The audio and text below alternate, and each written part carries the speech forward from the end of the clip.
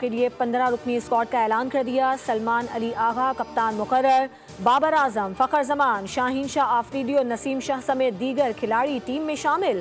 پاکستان 7 فروری کو نیدرلینڈز کے خلاف پہلا میچ کھیلے گا۔ ایونٹ 7 فروری کو شروع ہوگا جو 8 مارچ تک جاری رہے گا۔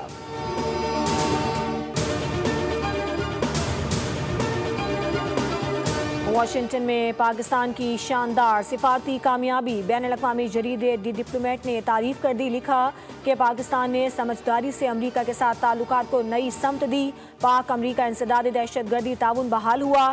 $680 ملین کے F-16 اپ گریڈ پیکج کی منظوری حاصل کی۔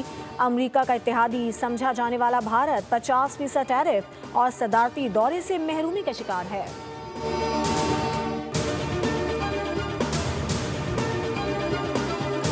اور ملک بھر میں بارش اور برف باری کا نیا سلسلہ شروع۔ مغربی ہواؤں کا سسٹم منگل تک ایکٹیو رہے گا۔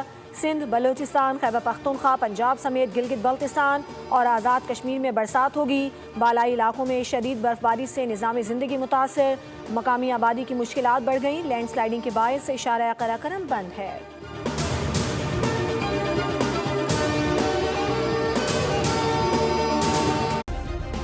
سبسکرائب کریں اور بیل دبائیں تاکہ کوئی خبر رہ نہ جائے۔